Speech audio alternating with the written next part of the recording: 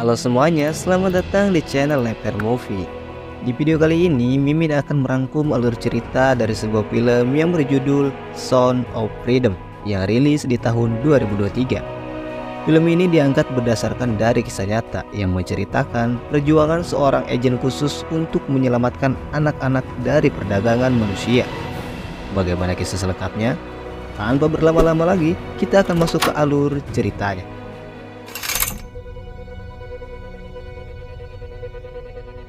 Kisah akan diawali dengan memperlihatkan sebuah keluarga yang terdiri dari seorang ayah bernama Roberto, anak perempuannya bernama Rocio, dan adik Rocio yang bernama Miguel.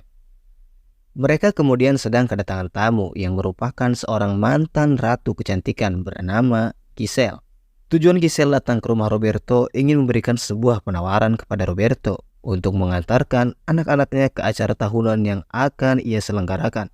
Dengan alasan bahwa Giselle melihat bakat pada Rocio untuk berkecimpung ke dalam bisnis hiburan. Meski Roberto sedikit bimbang mendengar tawaran tersebut, namun demi anak-anaknya, Roberto pun menerima tawaran dari Giselle. Hari esoknya, Roberto beserta kedua anaknya berangkat ke suatu tempat yang berada di Honduras. Setibanya di sana, Giselle melarang Roberto untuk masuk dan hanya bisa menjemput kembali anak-anaknya tepat pada jam 7 malam.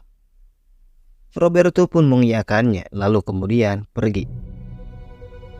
Di dalam ruangan, Giselle mengajarkan kepada anak-anak cara berpose layaknya seorang model. Anak-anak tersebut kemudian difoto satu persatu. Lalu scene pun beralih kembali kepada Roberto yang akan menjemput kembali kedua anaknya.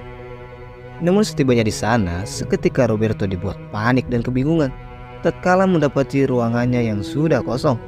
Kedua anaknya beserta anak yang lainnya sudah tidak ada di sana dan entah dibawa pergi kemana. Di sisi lain, tepatnya di Calexico, California, kita akan dipulsan dengan para agen khusus keamanan dalam negeri. Salah satunya yang bernama Tim Ballard. Para agen ini sedang mengawasi pergerakan salah satu pedofil sekaligus penjual beli anak. Para agen ini berhasil menyadap komputer si pedofil tersebut di dalam rumahnya. Sehingga ketika si pedofil sedang bersantai sembari mengunggah data anak-anak ke internet, tiba-tiba para agen menerobos masuk dan langsung menangkap si pedofil tersebut.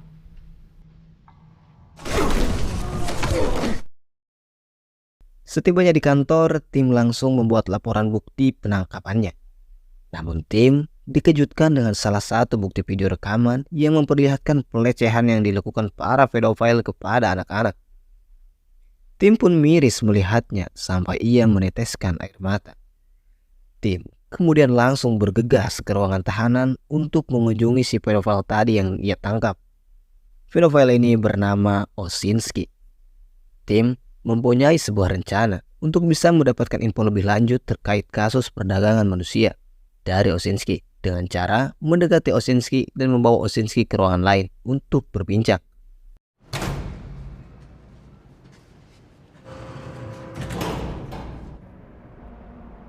Tim berpura-pura mengaku bahwa dirinya merupakan seorang pedofil sama seperti Osinski.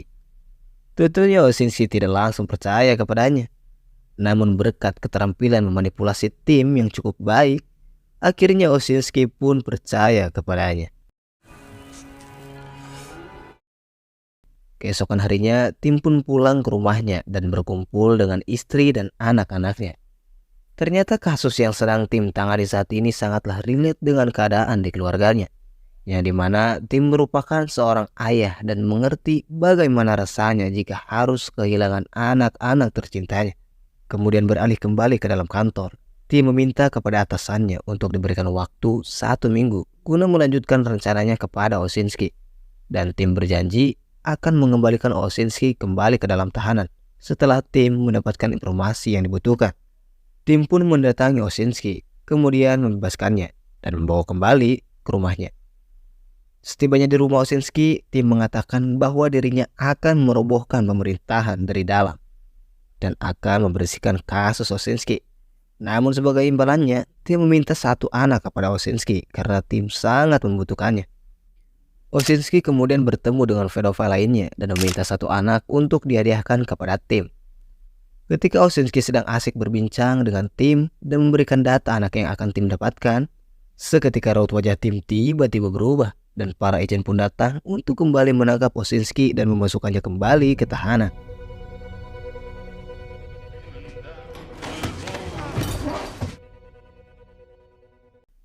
Tim kemudian bergegas dengan para agen lainnya menuju gerbang tol yang berada di San Isidro. Tim kemudian menemukan salah satu anak sama seperti di foto yang Osinski berikan, yaitu Miguel, yang sedang dibawa oleh pedofil lainnya. Alih-alih hanya memeriksa keamanan, tim langsung menangkap si pedofil tersebut dan berhasil menyelamatkan Miguel.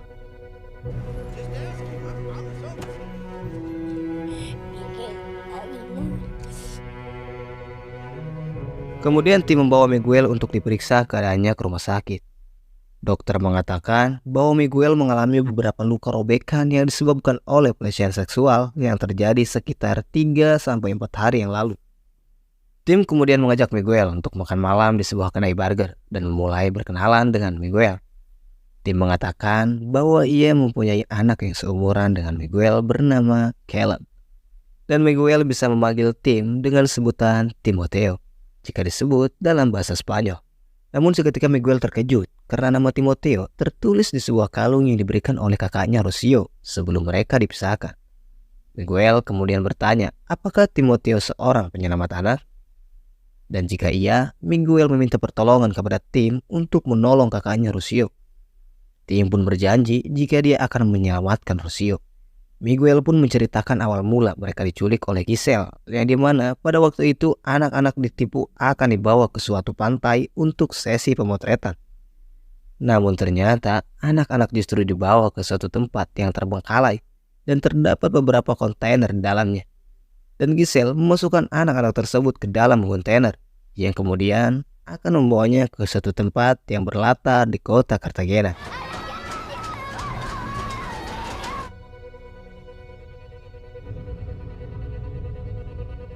Disinilah awal mula si pedofil yang bernama Earl membeli Miguel dan memisahkannya dari Rocio. Setelah mendengar semua cerita dari Miguel, keesokan harinya tim pun membawa Miguel ke bandara untuk menunggu kedatangan sang ayah, yaitu Roberto. Sebelum berpamitan, Roberto sempat mengatakan kepada tim apa yang selama ini ia rasakan ketika ia harus kehilangan anak-anaknya yang ia biasa lihat di kamarnya, namun sekarang pergi jauh dan entah di mana keberadaannya. Sehingga hal itu membuat tim kembali terharu dan mengerti apa yang sedang Roberto rasakan. Kemudian Roberto dan Miguel pun berpamitan. Sebelum pergi, Miguel memberikan kalung Timoteo kepada tim. Dan Miguel pun kembali ke kampung halaman dengan ayahnya.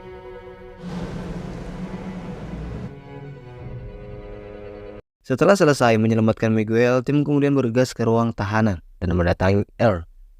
Tim mengancam jika Earl tidak bisa memberikan informasi terkait apa yang tim butuhkan, tim akan memindahkan Earl ke penjara di Kolombia. Dan di sana terdapat banyak kaum gay yang akan menghabisinya. Earl pun langsung ketakutan, sehingga langsung memberikan informasi terkait sosok Giselle lewat gambar lukisan. Setelah mendapatkan informasi dari Earl meskipun samar, tim langsung menghubungi kepolisian yang berada di Kolombia dan berkata bahwa dirinya akan menjalankan misi diam-diam di sana. Tim kemudian menemui atasannya dan menyerahkan data Rocio kepadanya. Tim meminta izin diberi kesempatan untuk menjalankan misi penyelamatan anak-anak di Kolombia. Namun si bapak atasan mencegah tim dan menginstruksikan biarkan kejaksaan yang akan menangani kasus tersebut. Namun tekad tim sudahlah bulat. Sembari mengeluarkan air mata, tim berkata jika ia hanya ingin memaksimalkan kesempatan yang bisa ia lakukan untuk mengakhiri penderitaan anak-anak di luar sana. Si bapak atasan pun akhirnya tersentuh dan mengizinkannya dengan surat perintah akan mengikuti pelatihan di Kolombia. Setelah mendapatkan izin dari bapak atasan, tim juga izin dan berpamitan dengan sang istri. Kemudian tim langsung menuju ke suatu tempat di kota Cartagena. Dengan ditemani kepolisian dari Kolombia yang bernama Kapten George. Kapten George membawa tim ke kediaman mantan seorang kartel narkoba yang bernama Pampiro. Namun kini Pampiro sudah bertaubat dan menjalankan misi penyelamatan anak-anak secara diam-diam dari perdagangan manusia dengan cara membeli anak-anak tersebut. Lalu kemudian Pampiro membebaskannya. Tim mengutarakan tujuannya datang ke kota ini yaitu untuk menyelamatkan anak-anak dan mencari pedofil dengan ciri-ciri tertentu. Dikarenakan visi dan misi mereka sama, Vampiro dan Kapten George akan membantunya. Kemudian mereka mulai misinya dengan diawali mencari data Giselle. Yang ternyata Giselle tidak mempunyai jejak hitam dan bersih dari kasus yang ia lakukan. Sehingga Giselle dapat memanfaatkan statusnya sebagai mantan ratu kecantikan untuk mencari korban. Dikarenakan Giselle tidak mudah untuk dijebak, tim melihat suatu berita yang mengabarkan eksekutif Amerika mengelola klub seks anak di Thailand. Hal itu pun menjadi sebuah ide brilian. Tim kemudian langsung menghubungi salah satu investor sekaligus pengusaha real estate bernama Pablo. Pablo sudah dekat dengan kepolisian dan sering menjalin kerjasama. Tim mempunyai rencana akan membangun klub seks anak kelas atas di sekitar Cartagena, guna untuk memancing para pedofil beserta anak-anak yang diculik datang ke sana. Tim meminta bantuan kepada Vampiro untuk membawa kesepakatan ini ke dalam pasar para pedagang manusia, yang tentunya akan menjadi kabar gembira bagi mereka. Vampiro pun menemui si penjual anak yang bernama Kalakas. Vampiro langsung membawa Kalakas untuk bertemu tim yang akan membicarakan sebuah penawaran. Vampiro menjelaskan kepada Kalakas bahwa akan ada orang-orang Amerika yang akan membangun klub seks kelas atas di dekat Cartagena dengan biaya tahunan sebesar $100.000 per anggota. Hal itu pun sontak membuat Kalakas kaget. Kemudian tim datang untuk menjelaskan lebih lanjut bahwa mereka meminta setidaknya minimal 50 anak atau lebih. Tim menyuruh Kalakas untuk meminta bantuan kepada kawanan supplier lainnya. Kalakas pun menyetujuinya dan akan meminta bantuan kepada kawan-kawannya. Kemudian Kalakas bergegas menemui kawanan para supplier untuk membicarakan hal tersebut, yang tanpa Kalakas sadari bahwa Kapten George sedang mengawasi mereka.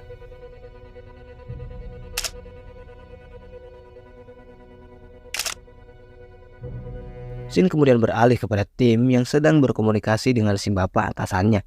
Si bapak atasan menyuruh paksa tim untuk menyudahi semua misinya, karena tim belum bisa memberikan bukti apa-apa. Di tengah misinya yang sedang berjalan, tim harus dilanda keraguan. Tim kemudian menemui Vampiro dan menceritakan bahwa ia terkena birokrasi dari atasannya yang menyuruhnya untuk mengakhiri misinya. Kemudian Vampiro pun berkata bahwa itulah alasannya mengapa Vampiro beroperasi seorang diri secara diam-diam, tanpa terikat dengan siapapun. Singkat cerita, tim mengabarkan kepada istrinya bahwa tekadnya untuk menyelamatkan anak-anak sudahlah bulat. Tim memilih untuk resign atau keluar dari pekerjaannya dan akan tetap melanjutkan misinya. Istrinya pun mendukung penuh atas apa keputusan yang tim pilih. Tim kemudian menghampiri Pablo untuk diajak kerjasama. Setelah mendengar semua perkataan dari tim, ternyata Pablo menolak ajakan tim dan mengabaikannya. Tim pun pergi dan tidak bisa memaksa. Namun ketika tim sudah pergi, Pablo mendapat titipan dari tim, yaitu sebuah foto yang bertuliskan, "Lupakan 50 anak dan cukup satu anak yang bernama Rocio yang dijual di perbudakan seks." Hal itu akhirnya membuat hati Pablo tersentuh. Dan adegan pun kembali kepada tim yang sedang kebingungan apa yang selanjutnya harus ia lakukan. Namun tiba-tiba Pablo pun datang ke apartemennya dan bersedia akan membantunya. Tim pun merasa senang. Tim kemudian mengenalkan Pablo kepada Kapten George beserta Vampiro. Tim dan kawan-kawan mulai menyusun rencananya dan langsung membuat iklan khusus yang akan dikirimkan kepada para supplier pedagang manusia.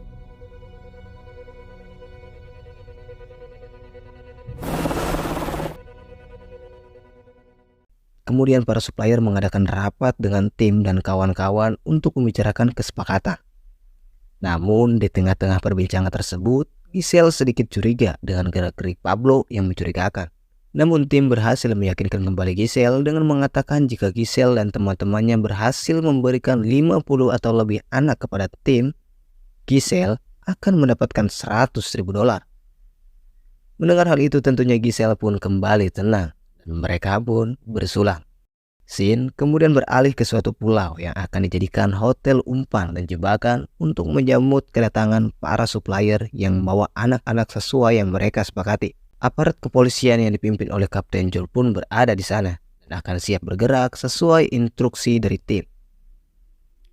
Singkat cerita, para supplier itu pun datang. Namun ada tambahan satu orang yang bernama Carney yang tidak sempat hadir di rapat semalam. Tanpa berlama-lama, tim langsung memberikan sejumlah uang sesuai kesepakatan pada mereka.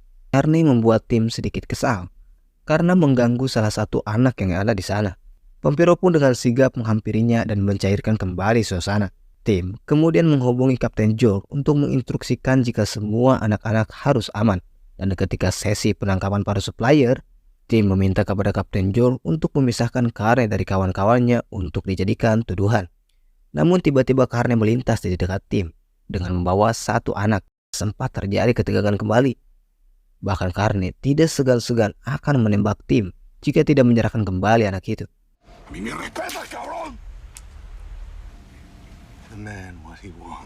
Untungnya ada Vampiro yang kembali menenangkan Carney. Setelah situasi kembali tenang, para kepolisian mulai bergerak lewat jalur belakang dan berhasil menangkap semua supplier beserta tim dan kawan-kawan.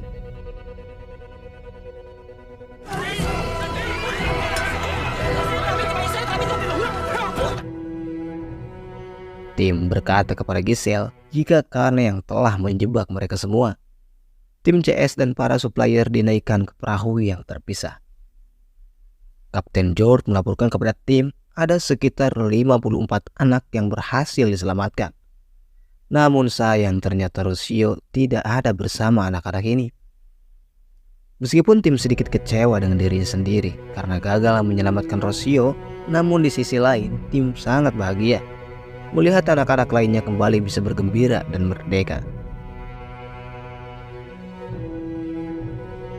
Adegan kemudian dilanjut ke dalam ruang interogasi. Kapten George menginterogasi satu pedofil yang telah menjual Rocio ke seseorang. Orang itu bernama Scorpion. Dan ternyata Scorpion merupakan atasan tentara pemberontak yang memiliki markas di pedalaman hutan Kolombia. Kapten George mengatakan kepada tim bahwa tidak akan ada yang berani masuk ke sana, sekalipun polisi atau seorang agen. George meyakinkan tim jika Rocio bisa saja sudah dibunuh oleh para tentara pemberontak tersebut. Namun di tengah kebingungan tersebut, kemudian Vampiro berkata bahwa dulu ia pernah mendengar jika ada suatu kelompok yang bisa masuk ke wilayah tersebut dengan aman, yaitu para tenaga medis atau kedokteran yang akan mengobati masyarakat yang sakit di sana. Seketika apa yang diucapkan Vampiro menjadi sebuah ide baru bagi tim, yaitu dengan cara menyamar menjadi dokter yang akan mengobati masyarakat sakit yang ada di sana. Kapten George pun membuatkan kartu identitas palsu untuk tim dan Vampiro. Dan misi selanjutnya pun dimulai.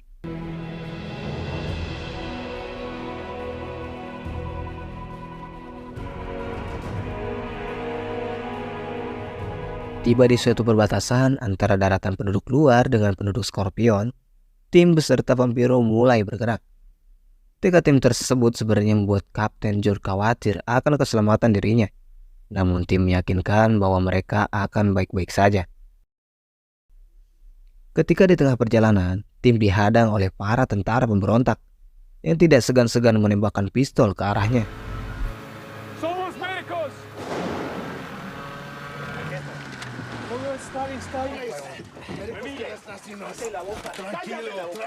Setelah mengetahui bahwa tim dan Vampiro hanya membawa obat dan vaksin, para pemberontak membiarkannya masuk. Namun hanya diperuntukkan salah satu di antara keduanya. Tentu saja tim langsung mengangkat tangannya dan langsung dibawa oleh tentara pemberontak tersebut. Di sisi lain, Kapten George mengawasi pergerakan perahu dari daratan.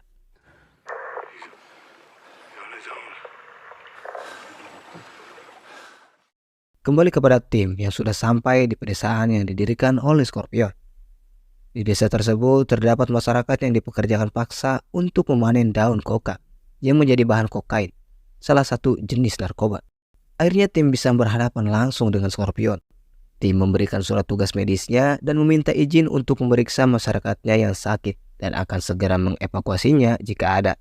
Namun Scorpion justru membakar surat tugas tersebut dan menantang tim jika ada masyarakatnya yang sakit, maka dirinya sendirilah yang akan menghabisinya. Kemudian para pekerja pun dikumpulkan dan itu menjadi kesempatan bagi tim untuk mencari keberadaan Rocio. Di satu titik, terdapat anak-anak yang sedang menginjaki daun koka. Tim melihat ada salah satu anak yang mempunyai tanda tato di punggungnya. Dan betapa terkejutnya tim, ternyata itu adalah Rocio. Akhirnya tim menemukannya. Namun ketika sedang menanyakan di mana tempat tidur Rocio, Scorpion tiba-tiba datang dan hampir membuat rencana tim ketahuan. Singkat cerita, malam pun tiba. Saatnya tim bergerak untuk mencari Rocio dan akan membawanya kabur dari desa ini. Dengan cara mengendap-endap, tim memasuki salah satu kamar yang terdapat Rocio yang sedang tertidur pulas.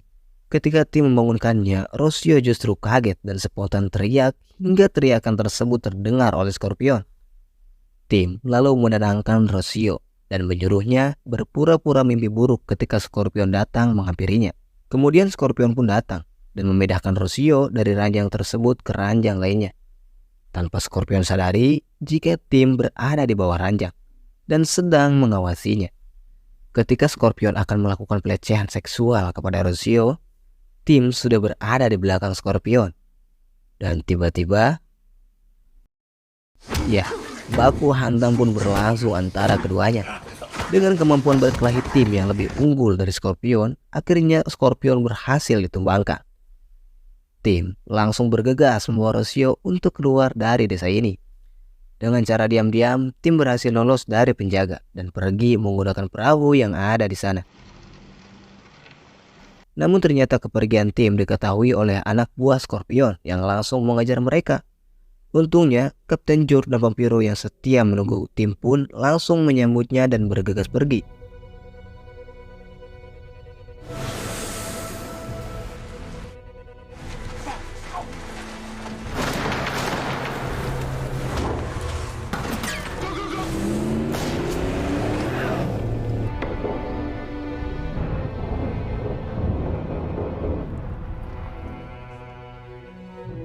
Meski terjadi beberapa tembakan yang dilontarkan oleh para tentara pemberontak, untungnya tidak ada peluru yang mengenai mereka.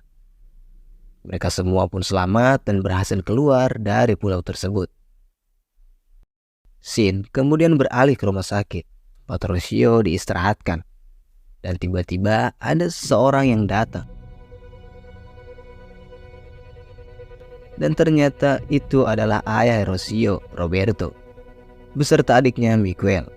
Akhirnya kehangatan yang sempat sirna dari keluarga kecil ini hidup kembali, dan hal itu disaksikan langsung oleh tim yang tentunya membuat tim ikut terharu dan bahagia. Lalu kemudian film pun selesai. Di dunia nyata, tim Valar melanjutkan sisa penangkapan di Colombia bersama George dan berhasil menyelamatkan total 120 anak dan menangkap lebih dari selusing para pedagang manusia. Sehingga pesan yang bisa kita ambil dari film ini, teruslah berjuang untuk menebar suatu kebaikan dan jangan pernah ragu untuk menjalankan suatu tindakan kebenaran, karena kebahagiaan yang sesungguhnya tidak selalu terdapat pada uang ataupun jabatan. Oke guys, cukup sekian dan terima kasih sudah menonton. Jangan lupa like dan subscribe jika kalian suka. Tuliskan kritik dan saran kalian di kolom komentar. Mimin pamit dan sampai jumpa di konten alur cerita film berikutnya.